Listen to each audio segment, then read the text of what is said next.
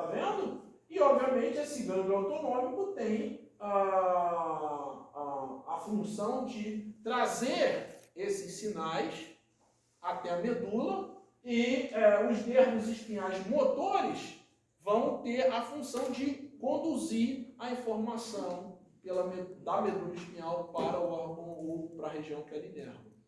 Agora, é óbvio que essa questão de receber a informação também é feita por neurônio, pô. Só que por neurônio com característica diferente. Joia? Ok? Então tem o neurônio sensorial e o neurônio motor. Joia? Muito bem. Bom, mais uma vez eu estou mostrando aqui, né, a medula sem o H medular. Tá vendo? Porque aqui eu não tenho o H medular. Aqui eu tenho o H medular. Tá vendo? E aqui eu não tenho o H medular. Só para vocês entenderem, tá certo? Direitinho o que a gente está mostrando. Ó, a raiz anterior sem gânglio, tá vendo? Ó, a raiz anterior sem o gânglio e a raiz posterior com o gânglio. Tá vendo? Beleza? Tá vendo? Aqui é o gânglio. Tá?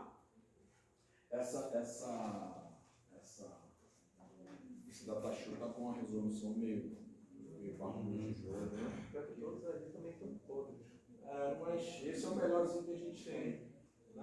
Muito bem. Então aqui é o gânglio sensitivo que a gente está falando, é aquele que traz a informação sensitiva, tá certo? Da periferia, que vai ajudar a resposta reflexa, por exemplo, quando a gente estiver falando de resposta reflexa. Mas também é exatamente esse mesmo sistema é que vai trazer informação para que eu possa, por exemplo, caminhar sem tropeçar, caminhar sem cair. Entende? Por quê? Porque existem estruturas que vão levar a informação do comprimento do músculo. O músculo está com um comprimento maior ou um comprimento menor? E dependendo do comprimento do músculo, eu vou ter uma resposta reflexa. Com mais ação ou com menos ação?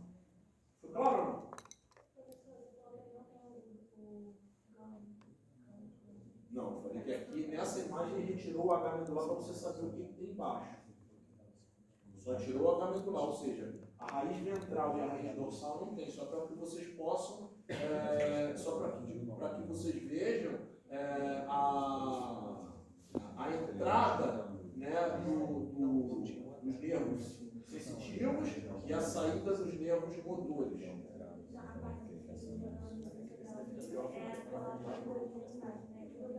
Aqui é o gânglio. Isso. Gânglio sensitivo. Ou seja, observe que o fio é o mesmo. Vocês já viram aqueles fios que tem diversos cabinhos coloridos dentro? Como o de internet? É mais ou menos isso um nervo espinhal. Ou seja, eu tenho cabinhos vermelhos e tenho cabinhos brancos, por exemplo. Então imagine que o vermelho é sensitivo e o branco é motor. Passa na mesma cápsula, ou seja, na mesma raiz, está escrito na mesma raiz, na mesma raiz, melhor dizendo, nervos sensitivos e nervos motores. Só que cada um desempenha a sua função independente do outro. Entende? Eu não tenho locais diferentes de condução. Por quê? Vamos imaginar o bíceps. Eu preciso do nervo para fazer o bíceps contrair e preciso também do nervo para me informar como é que o bíceps está. Se ele está encurtado, se ele está alongado, se ele está normal. Entende? Então eu vou ter a mesma projeção, tanto sensorial quanto motora, para aquela região de inervação, porque eu não preciso só executar a função, eu preciso receber informação dela também. Então, por exemplo, eu estou aqui com a informação do gastrocnêmio mostrando o comprimento do gastrocnêmio e ao mesmo tempo estou com a função fazendo contração do gastrocnêmio. Entende? Então, quanto mais eu alongo esse gastrocnêmio, mais eu tenho resposta reflexa de contração. Entenderam como é que acontece? Então, por exemplo, eu vou dar uma passada. Eu aumento a contração desse aqui obviamente, eu induzo relaxamento desse aqui. Por quê? Se eu não induzir relaxamento, eu contraio os dois, eu desorganizo o meu movimento e acabo se equilibrando. E o que o pessoal da dança mais faz? É melhorar cada vez mais o sincronismo e a harmonia nesse sistema de controle de movimento. E vocês sabem, pelo tanto que vocês precisam treinar, precisam ensaiar, o quão difícil é promover a organização desse sistema. Não ouvi, mestrão, desculpa. Cara, eu não ouvi de novo. Só um minutinho, gente. A forma geométrica, por exemplo, o professor disse, você tem que estar bem alinhado, pelo metagrau. Ajuda, ter sensor maior ou não? Desse nível? Você facilita o teu sistema de correção de postura. Então, por exemplo, se eu tenho uma postura ajustada, significa dizer que menos gente eu vou precisar chamar, ou seja, recrutar para que eu me mantenha equilibrado. Se eu estou numa posição desfavorável, que eu acredito que tenha sido essa sua pergunta, isso faz com que eu aumente o recrutamento de musculaturas para controlar, e você já me ajuda a explicar uma coisa. Por que quando eu começo a fazer uma rosca bíceps, eu começo com 10 quilos, e alguns dias depois eu já evoluí para 18, para 12, para 15. Pô, mas não passou nem um mês e eu já evoluí essa quantidade de carga. É o seguinte, qual é o seu nome, mestre? Wesley. É o seguinte, como eu te falei, quando uma musculatura contrai, a outra precisa relaxar. Do outro lado. Entende?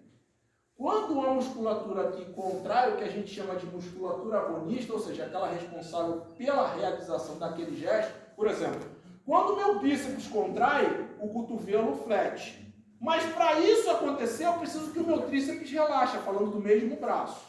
Então, por exemplo, se eu contraio o bíceps aqui, o daqui relaxa e o tríceps daqui contrai.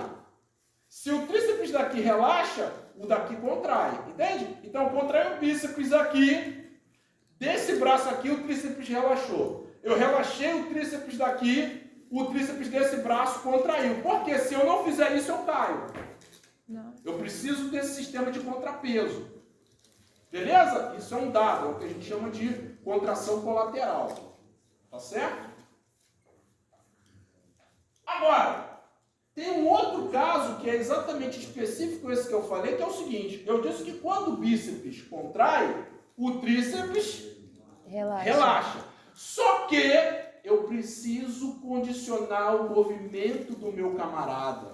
Por quê? Uma forma de você proteger a tua articulação de lesão e de movimento inadequado é aumentando o que a gente chama de cocontração, ou seja, o músculo antagonista contraindo uma intensidade muito grande, assim como o músculo agonista. Então eu contraio o bíceps, mas ao mesmo tempo eu estou tendo uma puta contração de tríceps, porque eu ainda não conheço o movimento. Então, à medida que eu vou fazendo o exercício, essa musculatura começa a diminuir em contração. E aí eu vou evoluindo em força tão rapidamente. É o que a gente chama de adaptação neural ao exercício, que pode levar até 8 semanas, dependendo do nível de percepção do cara, nível de capacidade motora do sujeito. Isso tende a variar, mas em média 8 semanas para você tirar a adaptação neural. Por isso que você tem uma brusca elevação de força. Porque a cocontração ela vai reduzindo bruscamente porque você está aprendendo o movimento. Você está organizando os teus sistemas motores e musculares a se harmonizar na execução de um gesto motor. Entende? Então, por isso que ele vai ficando mais fácil, porque você vai diminuindo, por exemplo, aquela rapaziada que atuava para controlar o movimento para você não se machucar. E aí, à medida que você vai aprendendo o movimento, outras estruturas vão sinergicamente funcionando e os antagonistas vão cada vez menos participando, até chegar no limite mínimo de participação, porque precisa ter para você controlar o movimento.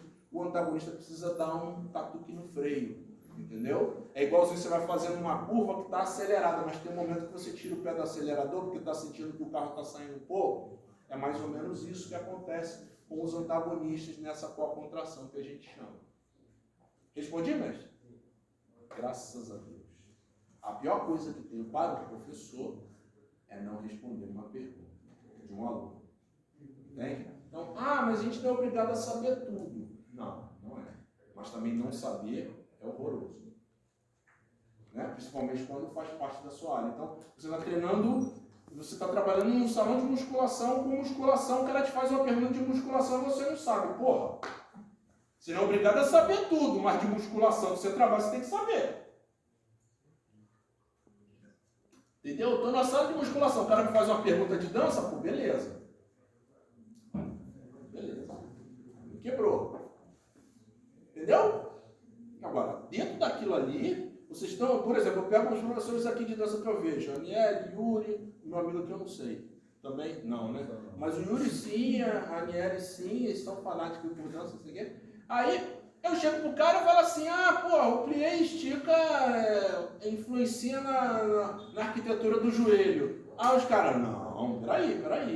Pelo amor de Deus, o plié estica não vai influenciar na arquitetura do joelho de forma nenhuma. O que vai influenciar na arquitetura do joelho é como esse plié estica foi iniciado, como ele foi introduzido na criança. Sacou? Porra! Aí o cara chega pro professor de dança, o plié pode machucar o joelho, e o cara, poxa, não sei, vou pesquisar. Tá bom. Ele já mudou de escola, ele já cancelou a matrícula lá e foi para outra. É igualzinho na academia. O cara te pergunta um negócio, você fica enrolando, e hoje o Google te ajuda, né? A solucionar aquilo que o professor não sabe. Esse professor é meio ruim, não responde nada e tal, e vai para outro. Simples assim. Entendeu? Então, assim, a pior coisa que tem é não responder uma pergunta dentro da nossa área. Tá? Muito bem. Então, como eu falei para vocês, os nervos espinhais, né, ou as raízes dos nervos espinhais, elas vão ter a nomenclatura da vértebra de onde parte. Tá certo? Ok? Então, a gente vai ter que esses nervos espinhais aqui, eles vão ser cervicais, torácicos, lombares e sacrais. Tá certo? Porque eles vão seguir exatamente as vértebras. Então, a gente só vai ter o seguinte, a gente tem quantas vértebras?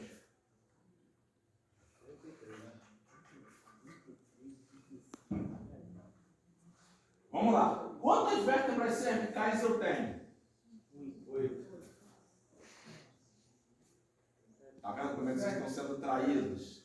Vocês têm 7 vértebras cervicais. Vocês vão ter 8 raízes espinhais, porque uma sai antes da primeira. Aí, derrubando já meio mundo. Quantas vértebras torácicas você tem? 12. Então, vocês vão ter 12 raízes espinhais torácicas. Quantas lombares vocês têm? Mesma coisa. Quantas vértebras sacrais vocês têm? 6.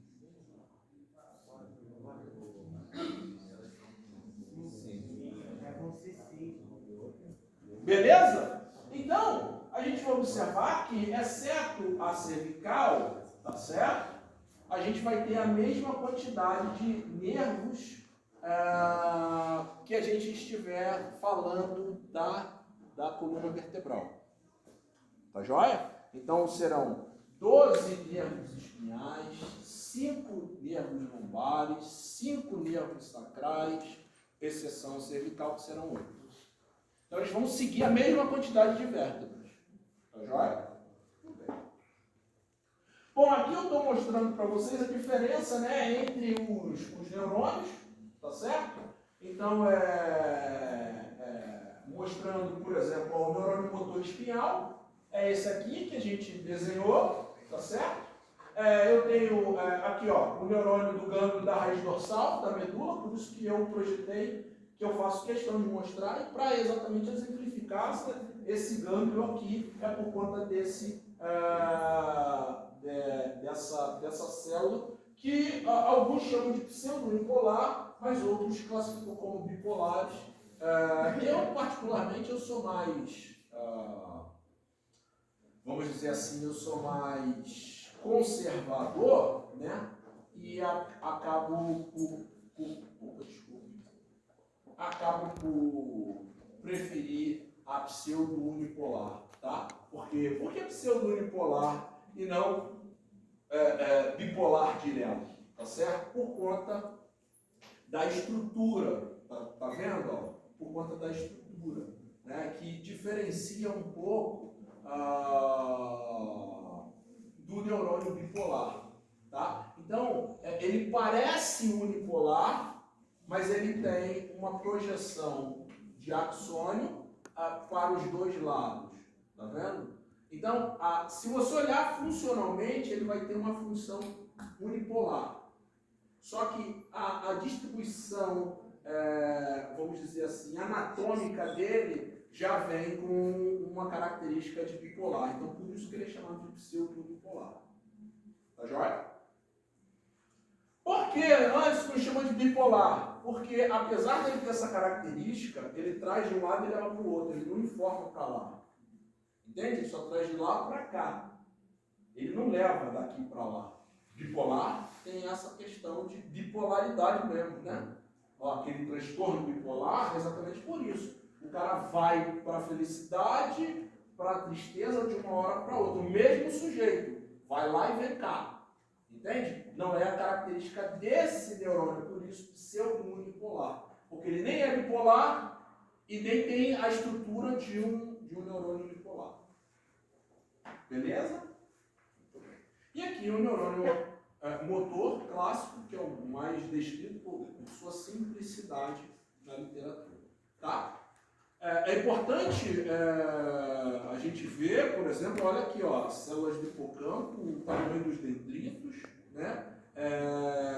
Célula lá do cerebelo, olha a quantidade de dendritos que você tem, é uma árvore dendrítica mesmo, né? E para que serve isso?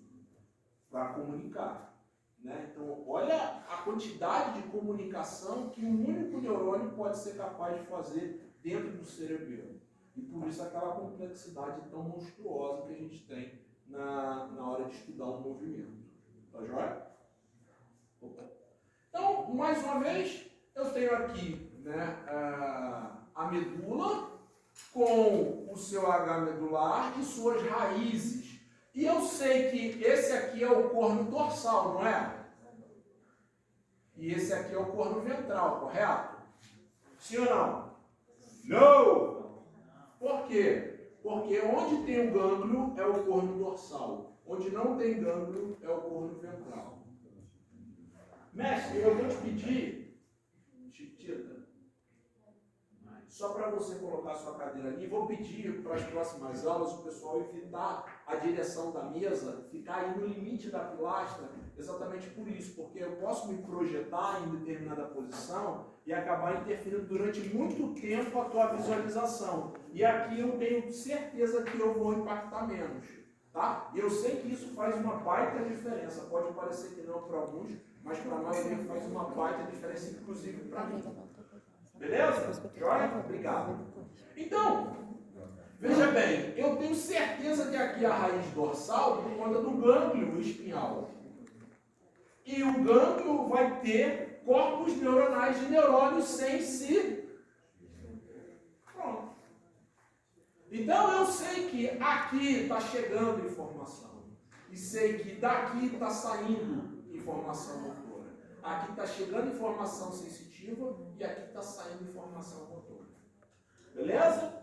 Joia?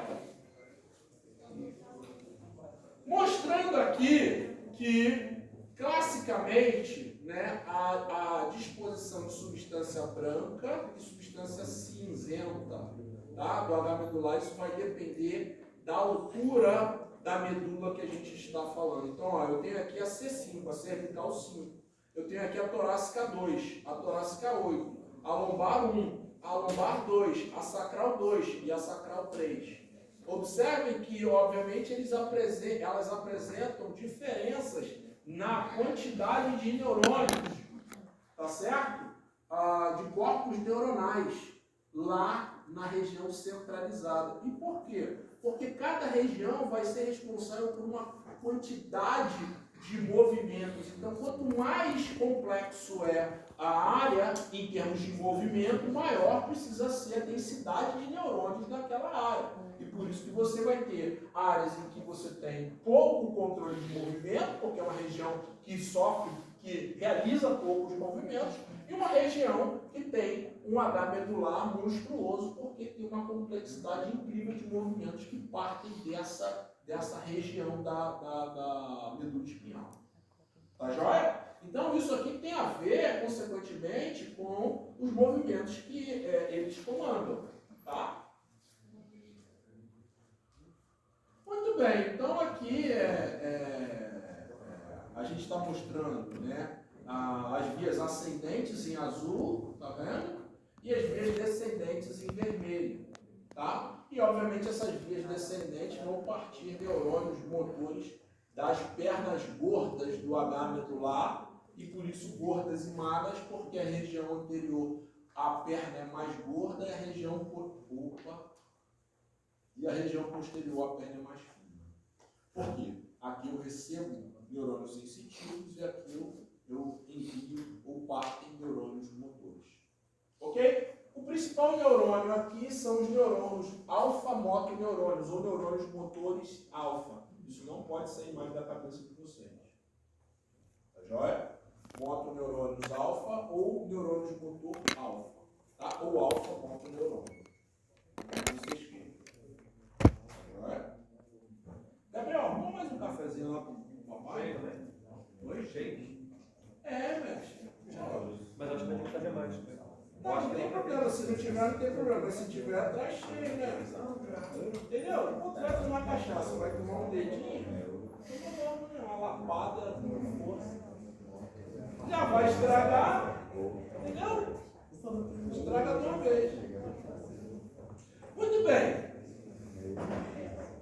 Bom, então, mostrando aqui a questão, né, das regiões no H medular, então observe que na região anterior eu tenho os núcleos aferentes, tá certo? E obviamente esses núcleos motores referentes, tá? E núcleos referentes autonômicos também. Ou seja, eu recebo informação autonômica e disparo neurônios motores. Das pernas gordas partem os alfa-motoneurônios. Isso. Das pernas magras Vão chegar diferentes neurônios sensitivos. Por quê? Dor, frio, calor, pressão. Tá joia? Dor, frio, calor, pressão e proprioceptores, como fuso muscular e OTG. Então chega tudo aquilo ali.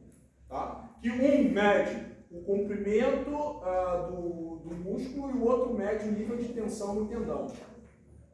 Entendeu? Que a gente vai estudar já.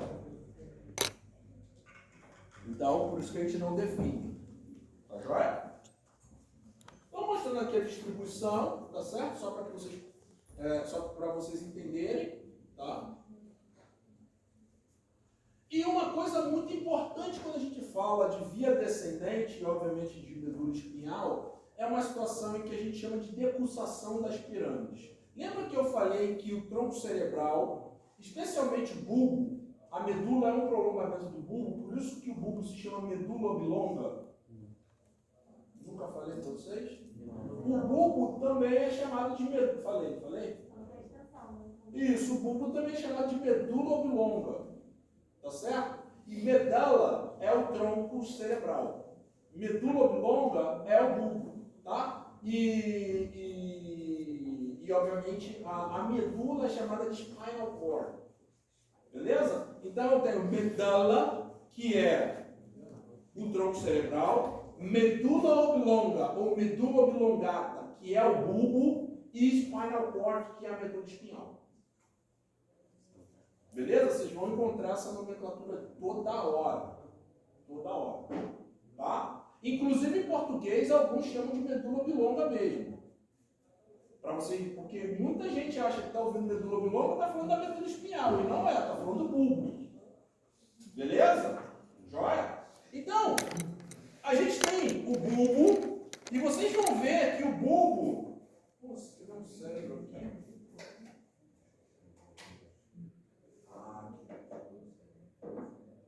Vocês estão vendo aqui essa parte? Tá vendo? Então tem o mesencéfalo que está aqui atrás, ponte e bulbo. Se vocês olharem o bulbo, ele já é a medula espinhal, tá vendo? Já é em termos anatômicos, né? Então ele parece muito já com a medula espinhal, por isso que ele é chamado de medula oblonga. Entende? Ou medula oblongata. Porque a partir daqui você vai ter a medula espinhal, que vai ser a base lá da região cervical. Beleza? Rapaz, agora eu estou fazendo uma locotomia aqui. Fiz uma locotomia e não vai conseguir recuperar.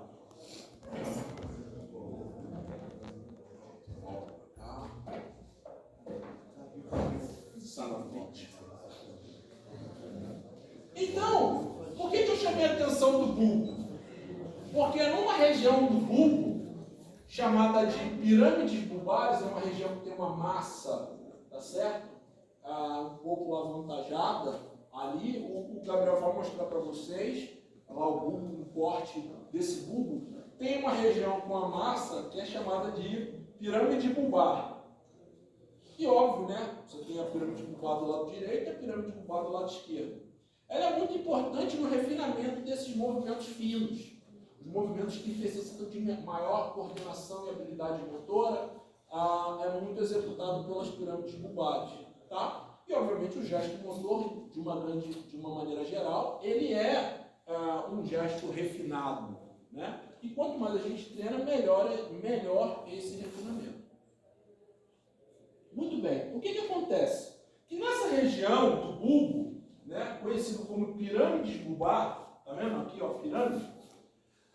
Esses neurônios descendentes motores, especificamente, eles sofrem um cruzamento, o que a gente chama de depulsação. Então eles vêm do lado direito e quando chega na pirâmide bulbar, eles sofrem uma inversão de lado.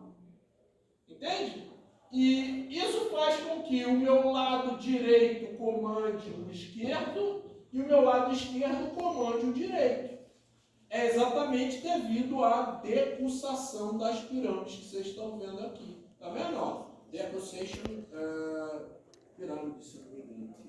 Of pirâmides, ó. Tá vendo?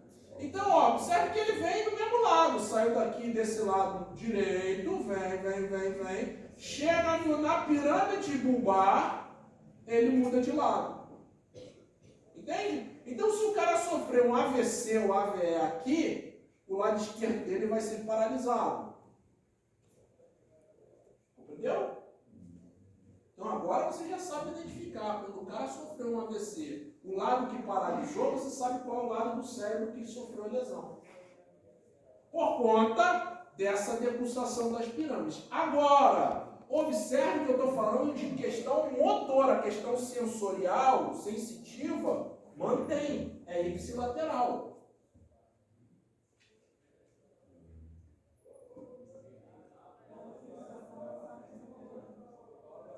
Por isso que ela acontece na região ventral, e não na região dorsal.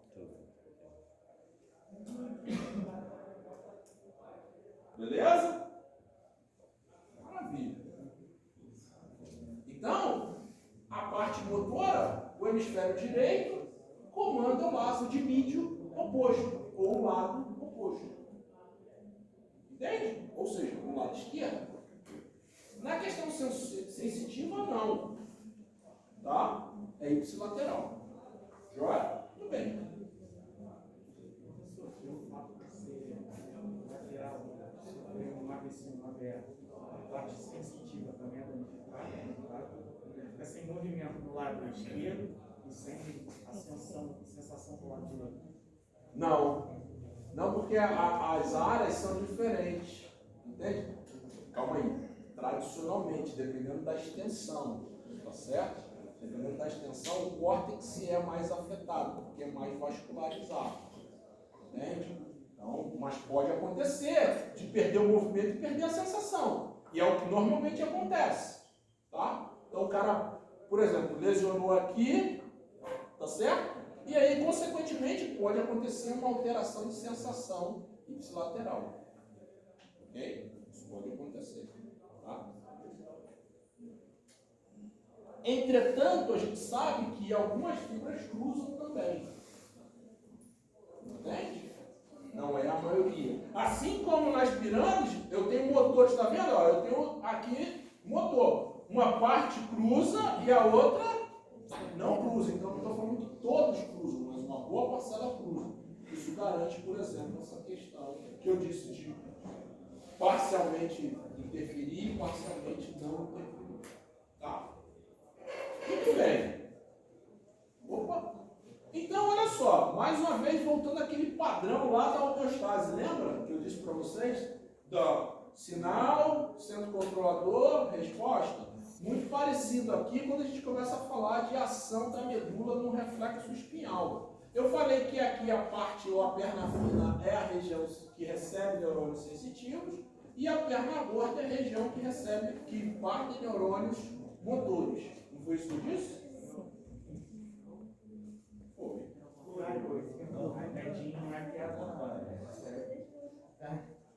A parte posterior recebe neurônios sensitivos, chega ao neurônios sensitivos, e a parte anterior parte neurônios motores. Beleza? Muito bem. Então vamos lá pensar de novo na homeostase? Estímulo, centro integrador ou regulador e resposta? Sim. Então vamos lá. Eu tenho um estímulo, espetei o Yuri. Esse sinal de dor vem. Quando esse neurônio de dor dispara, ele dispara, consequentemente, neurônios, porque ele está aumentando a sua estimulação. Ou seja, a sua voltagem mudou. Senão ele não conduziria esse sinal de maneira eficiente. Né? E quando ele dispara ou quando ele despolariza, ele vai interferir ou vai provocar a despolarização de todos aqueles neurônios que com ele se comunicam. Tá certo? Beleza? E aí o que acontece? Esse neurônio, quando leva essa informação, ele acaba ativando neurônios que vão gerar informação reflexa.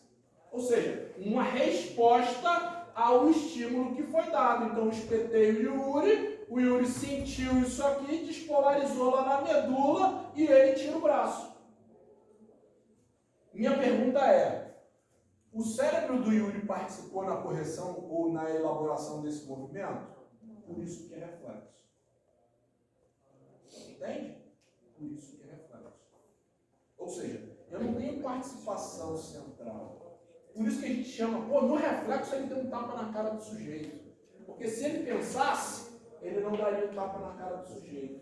Ele agrediu aquela pessoa e se ele pensasse, ele não teria agredido. Foi no reflexo. Foi no reflexo. Quando a gente fala no reflexo, não é isso, tá? Quando você bate numa pessoa, quando você reage a um assalto, não é isso. Tá certo? Mas quando a gente quer dizer exatamente sem o processamento adequado cerebral, porque se a gente tivesse processado, não faria merda. Entendeu? Claro, isso serve para ouro. Aliás, já está aí, né? Ô mente poluída. Mente poluída. Então, para que vocês se liguem, tá certo? Nisso. O movimento reflexo, ele vai funcionar assim. Entrada do sinal, saída da resposta, sem nenhum intercâmbio, sem ninguém auxiliando na resposta.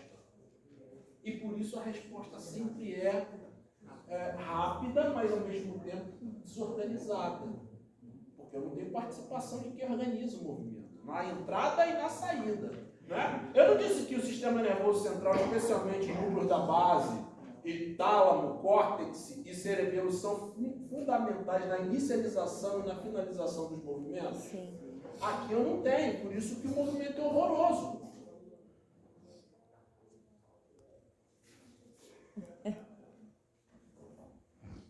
Thank you.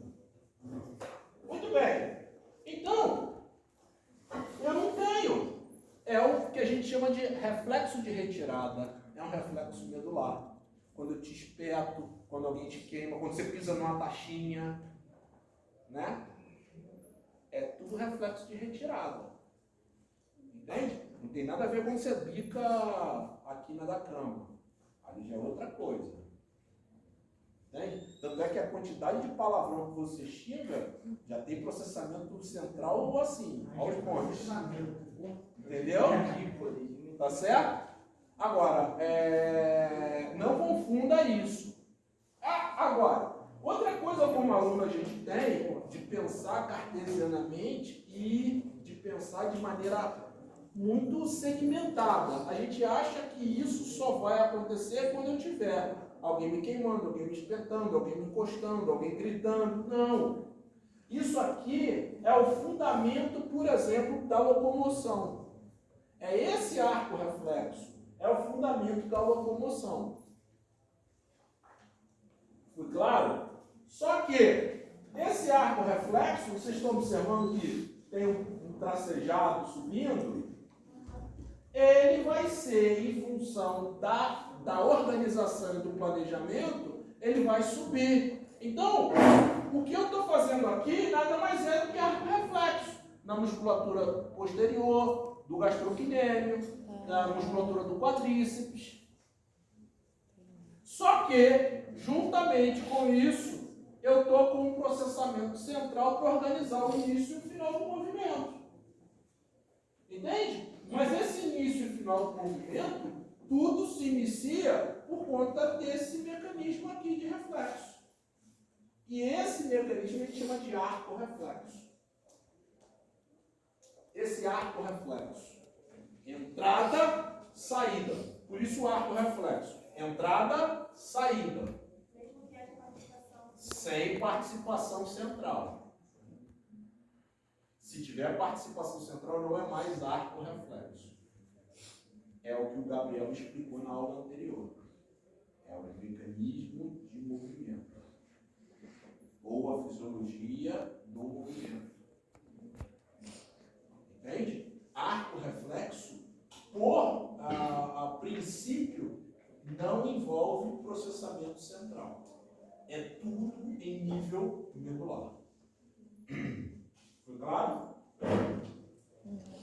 No caso, esses episódios eles são assim, desconhecidos e quando eles passam a se tornar conhecidos, aí deixam de ser arco reflexo? Não. O fato de você saber que uma taxinha te machuca, toda vez que eu te espetar com a taxinha, você responde da mesma forma. No caso da namorada, também é espetar, mas não vou ter o... Não, então. Aí o que acontece? Ali você não está tendo o reflexo, o arco reflexo simples, vamos dizer assim. Ali eu já tenho um outro processamento central do medo. As suas contrações, elas não são involuntárias mais. Ou as respostas não são involuntárias mais. Elas são associadas a um fenômeno passado de medo ou um fenômeno criado de medo. Porque tem gente que nunca passou por determinada coisa e tem um puta medo daquilo. Entendeu? Então, por exemplo, a maioria que nunca viu um fantasma, mas tem um medo desgraçado. Entende o que eu estou querendo dizer? Ou seja, você gera aquela expectativa, cria aquele ambiente e ele começa a ser um sinal para você disparar. Aí quem é o problema, Pierre? O problema aí é o sistema autonômico. Então não é mais a reflexo simples. Aqueles núcleos autonômicos que eu falei que estão aqui, eles começam a se excitar de uma maneira poderosa. E aí você começa a ter um montão de contração induzida pelo reflexo autonômico. Beleza? Joia? São coisas diferentes do arco reflexo. Ok? Então, mais uma vez, a diferença da resposta reflexa para o tempo de reação. O tempo de reação, eu começo a melhorar, a aprender a integração do meu movimento para responder a um determinado estímulo. O arco reflexo jamais. Por quê? Porque o tempo de reação ele passa pelo processamento central. O arco reflexo não. Então o reflexo não é aprendido e nem treinado. O tempo de reação sim. Entendeu o motivo? Você não ensina a medula, você ensina o cérebro.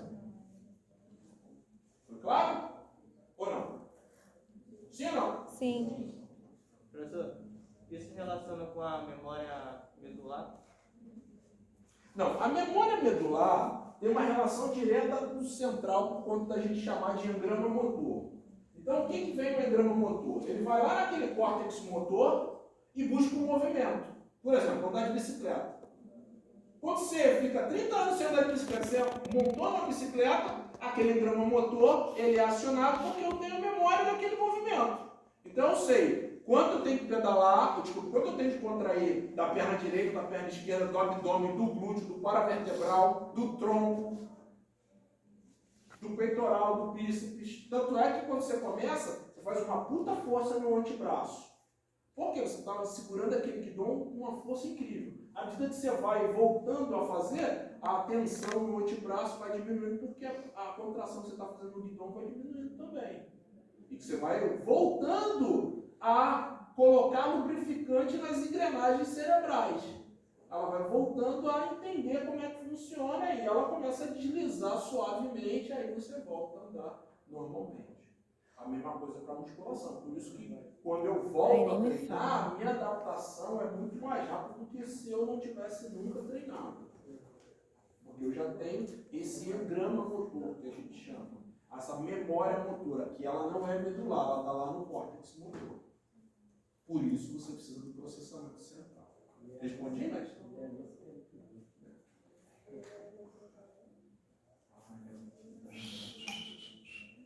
Bom, e aí a gente vai falar de um reflexo monossináptico e de um reflexo polissináptico, para a gente encaminhar já para a propriocepção e terminar a aula. Tá certo? Então, mostrando o seguinte: quando eu tenho um reflexo monossináptico, é entrar e saída. Entendeu? Entrou, saiu. Entrou, saiu. Ou seja, o neurônio traz a informação e despolariza os neurônios da saída. Isso é o que a gente chama de reflexo monossináptico. Beleza? Foi claro ou não? É o que a gente chama de arco reflexo simples. Então a gente está falando do reflexo monossináptico. Só que a gente também vai chamar de arco reflexo simples um outro tipo de arco reflexo que não envolve somente essa entrada e saída, mas envolve também o que a gente chama de interneurônio ou neurônio de ligação. E aí a gente vai chamar de arco reflexo ou reflexo polissináptico. Beleza? Em termos de eficiência, um acontece com uma velocidade muito mais rápida do que o outro. E a gente vai explicar. Por exemplo. Vem cá, Gabriel.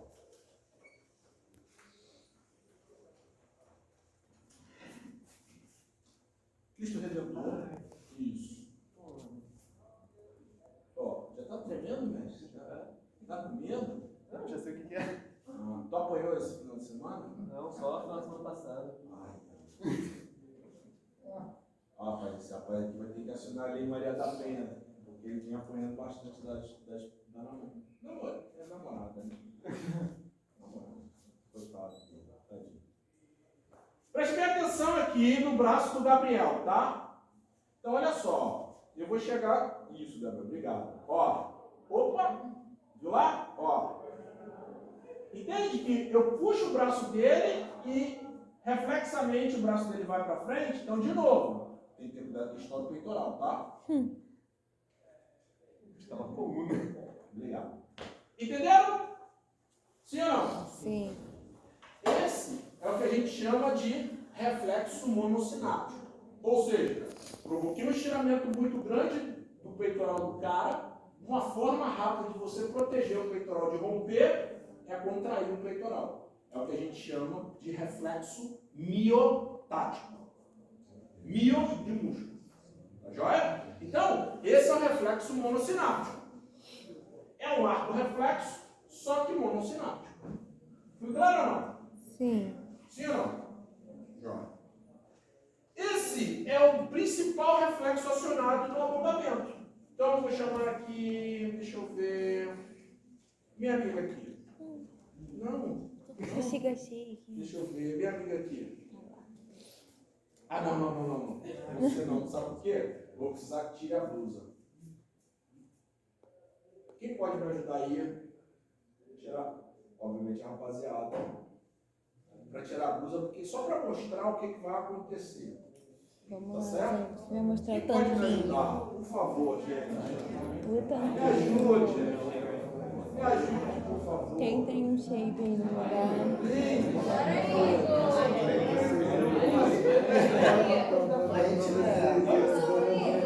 Vamos lá aí.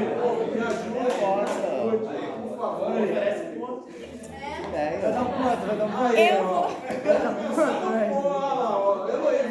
Vem. Me ajuda. Meninas, contenham-se. Sempre à frente. Por favor. Contenham-se, por favor. Só a blusa.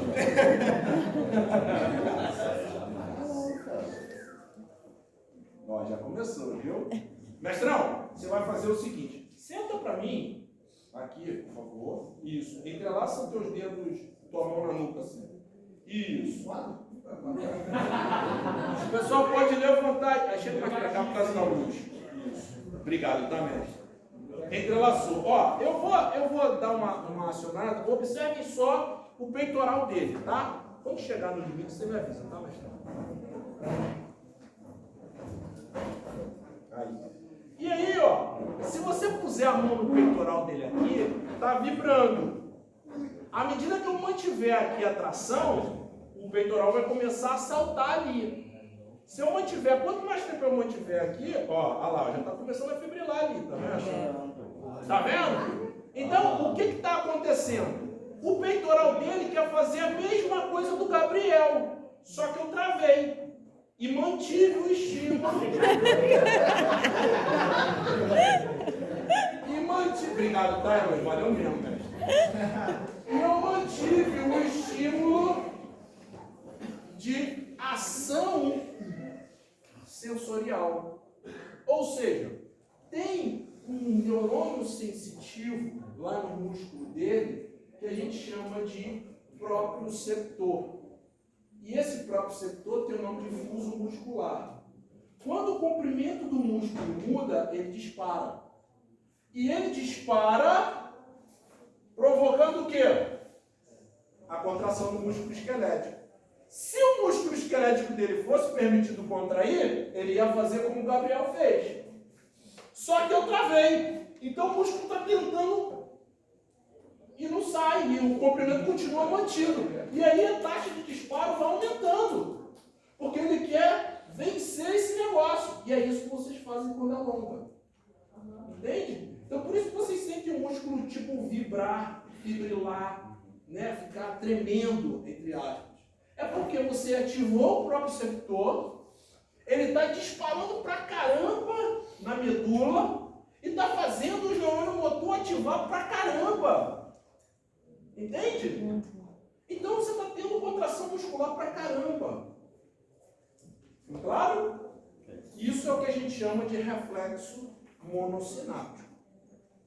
Ok? Ah, esse não é uma... Vamos para um outro reflexo, só que agora polissináptico. Observe bem. Vocês já viram no YouTube, pô, a gente podia até colocar aqui, né, mas vai levar muito tempo, a gente está sem. Depois mostra para ele aquele.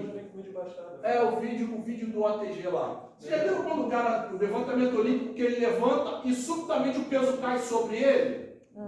O problema ali é que ele levantou, mas ele disparou um neurônio sensitivo ou neurônio sensorial que vai ativar um interneurônio. E esse interneurônio é inibitório para a musculatura. E aí ele inibe a contração muscular que já estava acontecendo. E aí você relaxa subitamente. Entende? Por isso que ele está lá e do nada, bum, desaba. É igual vocês estão aqui e do nada, bum, o negócio cai da mão de vocês. Ou seja, vocês queriam manter a contração, mas desaba do nada. É exatamente isso. Eu estou ativando um reflexo polissináptico. E esse reflexo polissináptico, ele está fazendo o seguinte, ele está acionando interneurônios ou neurônios de ligação, só que esses interneurônios, em vez de excitar, como faz o monossináptico, excitando as fibras para contrair, eles inibem as fibras e elas acabam relaxando. E quando elas relaxam, pronto, a contração muscular é interrompida. Só que interrompida no meio do movimento. Tá doendo, mestre? Porra, um susto agora. Já, igual um advogado aí fez um protocolo de exercício. Porra, o orientador falou, meu irmão, muda esse protocolo, porque esse protocolo está gerando muita dor tardia nos caras. O camarada bateu o pé, sabe aquele camarada sabe PN, mas acha que conhece o mundo inteiro? Mexe, muda essa merda, porque isso. Um testado dele teve rabdomiólise, quase morreu aí. Ficou internado 21 dias, o rim do cara quase foi para as cucuias, quase matou o garoto porque simplesmente acha que... E tá aí, escrevendo merda com alguns aí, eu não vou citar nome, mas isso muito me preocupa. Porque tá aí, entende? E acha, e dando orientação para escrever monografia. E às vezes faz monografia com a galera.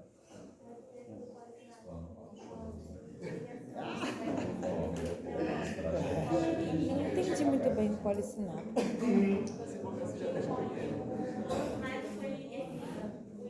Não, meu amor. A questão não é excitar ou inibir. Eu também não entendi A questão é que um neurônio ativa o outro e no outro, o neurônio ativa um interneurônio que vai ativar o outro. Por isso pode, eu tenho mais de uma sinapse. Aqui eu tenho mais de uma sinapse, aqui eu tenho uma sinapse só. Eu dei um exemplo de arco reflexo monossináptico, que é o uso muscular, trazendo para a nossa realidade. E os dois só recebem um estímulo, então difere. Os dois estão recebendo estímulo, então não é questão de diferente, ele vai inibir o é a resposta. Exatamente, a questão não é o estímulo, exato, não é o estímulo, e sim a resposta. Uma eu tenho uma resposta de contração, a outra eu tenho uma resposta de relaxamento. Não, mas eu digo assim, uma é direto. Ali no policináptico tem um neurônio. Diferente é se ele vai excitar ou inibir a resposta. Diferente se ele vai excitar ou inibir. O fato é que eu tenho mais de uma sinapse aqui, e aqui eu tenho uma sinapse só. O neurônio sensitivo entrando, fazendo sinapse com o neurônio motor. Aqui eu tenho o neurônio sensitivo, fazendo sinapse com o interneurônio, e esse interneurônio fazendo sinapse com o neurônio motor. Tem como dar um outro exemplo desse caso aí? Tem. Aí essa você pode me ajudar. Porque você está de vermelho. Ai, Jesus. Ó, eu espero que a sua perna fique pendulando. Senta aí, só para eu ver. Ela não pode tocar no chão, sua perna. Aí, ótimo. Calma que eu não vou deixar. Se eu te derrubar, eu te dou meio ponto. Relaxa a coxinha, tá? Relaxa a coxinha. Isso. Relaxa. Aí, ó. Veja bem. Ó. Ó, viu?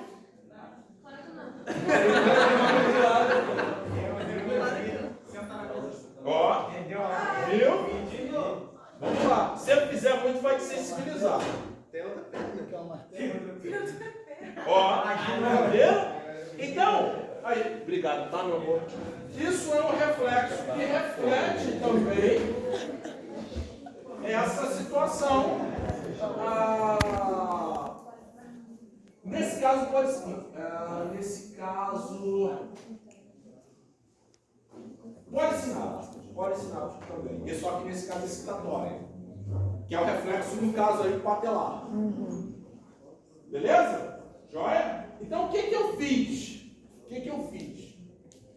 Eu estimulei ou aumentei a tensão no tendão. Pá! Desculpa, é monosináptico esse também, tá? Eu aumentei a tensão no tendão. Isso fez o músculo mudar de comprimento muito rapidamente. E quando fez mudar rapidamente, ele dispara para cá. E é por isso que ela contrai o músculo enxuto. Beleza?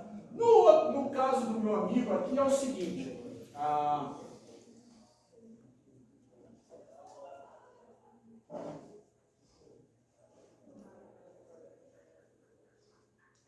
Deixa eu ver aqui.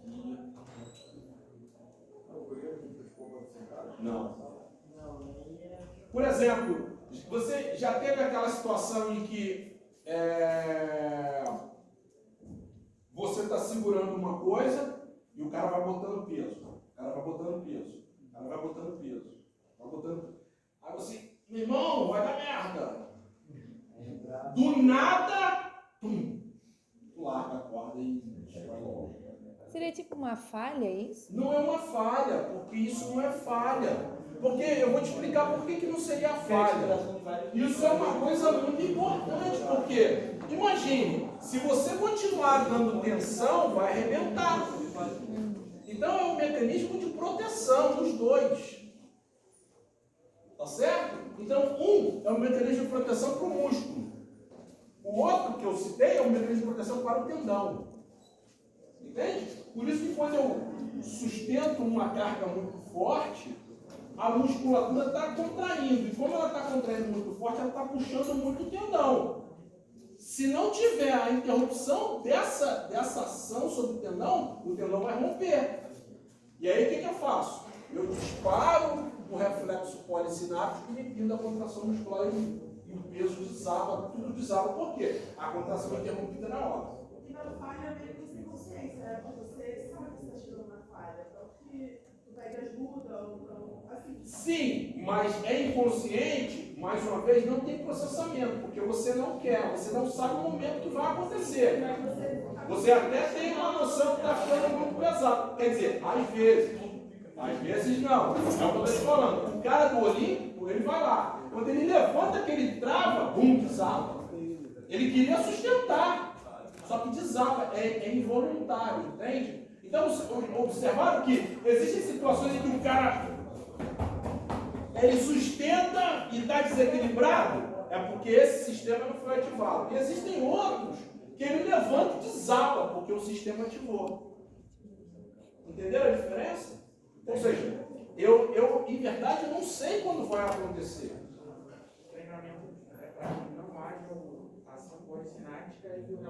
O treinamento faz com que você aumente a estrutura, músculo ou tendão, e você diminua, obviamente, a frequência de disparo para essas condições. E aí você tem um reflexo diferente. Tanto miotático, e esse aqui é chamado de miotático inverso. Por que reflexo miotático inverso? Porque o reflexo, vocês estão falando pra cacete, isso aqui é que derruba mais de 90% das pessoas na prova.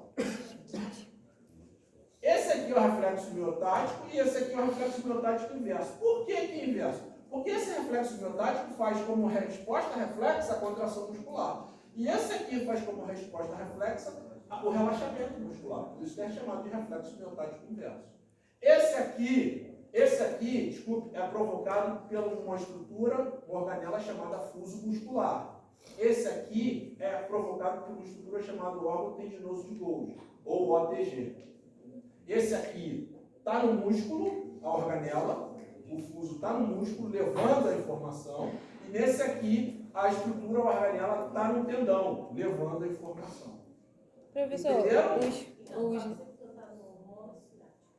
Não, o proprioceptor são os dois. O proprioceptor são receptores de movimento.